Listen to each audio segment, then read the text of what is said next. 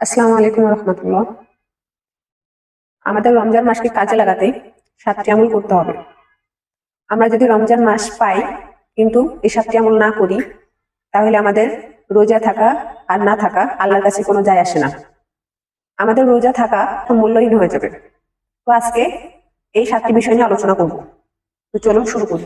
1 নম্বর যে কাজটি হলো কোরআন তেলাওয়াত করা। এক কথায় রমজানকে কোরআনময় করে তুলতে হবে। ধীর স্থির ভাবে কোরআন তেলাওয়াত করতে হবে, তাড়াহুড়া করে নয়। তাড়াহুড়া করে কোরআন তেলাওয়াত করলে আরো বেশি গুনাহ হবে। কোরআন লানত করতে থাকে। আনাস রাদিয়াল্লাহু তাআলা আনহু বলতেন, কোরআনের অনেক কারি আছে যারা কোরআন পড়েন কিন্তু সওয়াব পায় না।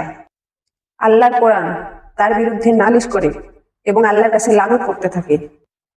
তো যাই হোক, আমরা এরকম তাড়াহুড়া করে তেলাওয়াত না করে ধীর স্থির ভাবে তেলাওয়াত করার চেষ্টা করব। ওয়ারাত্তিলিল কুরআনা তারতিলা। বিশ্বনবী হযরত মুহাম্মদ সাল্লাল্লাহু আলাইহি সাল্লাম কোরআন টেনে টেনে তেলাওয়াত করতেন। বিশ্বনবী হযরত মুহাম্মদ সাল্লাল্লাহু আলাইহি সাল্লাম প্রত্যেকটা আয়াত শেষে থামতেন। তিনি অত্যন্ত ধীর স্থিরতার সাথে কোরআন তেলাওয়াত করতেন, সুর করে কোরআন তেলাওয়াত করতেন। তিনি বলেছেন যে তারতিলের সাথে কোরআন তেলাওয়াত করে না, সে আমার উম্মত হতে পারে না। যাই হোক, তারতিলের সাথে কোরআন তেলাওয়াত করতে হবে, ধীর স্থিরতার সাথে কোরআন তেলাওয়াত করতে হবে। আমরা যেন ধীর স্থিরতার সাথে কোরআন তেলাওয়াত করতে পারি, আল্লাহ তৌফিক দান করুন, আমিন। 2 নম্বর করণীয় হলো আমরা যেন 5 ওয়াক্ত নামাজ পড়ি এবং নামাজ যেন ধীর স্থিরতার সাথে আদায় করি। তাড়াহুড়ো করে নামাজ পড়া যাবে না। আমরা সারা বছর যাই করি, রমজান মাস হলো ইবাদতের বসন্তকাল। রমজান মাস যত বেশি ইবাদত করা হবে ততই বেশি সওয়াব। এই জন্য যত বেশি নামাজ পড়া যায় এবং ধীর স্থিরতার সাথে নামাজ পড়া যায় ততই উত্তম। তাছাড়া রমজান মাসে তারাবির নামাজ 8 রাকাত না 20 রাকাত, এটা নিয়ে অনেকে তর্ক করে। তো এই তর্কটাও করা যাবে না। নামাজ 8 রাকাত অথবা 20 রাকাত, যে যাই করুক, ধীর স্থিরতার সাথে নামাজটা পড়তে হবে। যাই হোক, প্রিয় ভাই এবং বোনেরা, আমাদের ধীর স্থিরতার সাথে নামাজ আদায় করতে হবে। রুকু হয়ে সোজা হয়ে দাঁড়াতে হবে, এটা ওয়াজিব। 2 সিজদার মাঝখানে সোজা হয়ে বসা ওয়াজিব। এই তাদিলুল আরকান বাদ দিলে হানাফি মাযহাব মতে আপনার সাহস সিজদা দিতে হবে, আর অন্যান্য মাযহাব মতে আপনার নামাজই হবে না। এই জন্য ধীর স্থিরতার সাথে নামাজ আদায় করতে হবে। আল্লাহ আমাদের তৌফিক দান করুন। 3 নম্বর হলো তাহাজ্জুদের সালাত আদায় করা।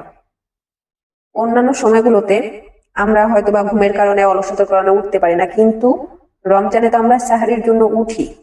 এই সময় উঠে যদি আমরা তাহাজ্জুদটা আদায় করি এবং তারপর যদি সাহরি খাওয়া শুরু করি, তাহলে কতই না উত্তম। তাহাজ্জুদের নামাজ আল্লাহ সবচাইতে বেশি পছন্দ করেন, কেননা ওই সময়টা আমরা আরামের ঘুম বাদ দিয়ে আল্লাহর ইবাদতে মশগুল হই। আল্লাহ এটাকে বড্ড পছন্দ করেন।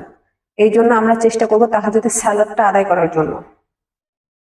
4 নম্বর যে আমলটা হলো বেশি বেশি দান সদকা করা, জাকাত দেয়া।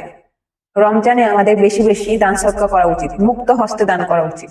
আমরা হয়তোবা অনেকে মনে করি যে দান করলে আমাদের কমে যাবে, কিন্তু আল্লাহ তাআলা নিজে বলেন যে তোমরা এটা মনে করো না যে দান করলে তোমাদের কমে যাবে, বরং দান করলে আল্লাহ আরো বরকত দেন। রমজানে আমাদের প্রিয় নবী সাল্লাল্লাহু আলাইহি ওয়াসাল্লাম এত বেশি দান করতেন, তার কাছে যে ফিরে গেছে এমন কোনো মানুষ ছিল না যে কেউ চাইছে আর নবীজি দেন নাই। এই জন্য মুক্ত হস্তে দান করা উচিত। আল্লাহ আমাদের মুক্ত হস্তে দান করা তৌফিক দান করুন।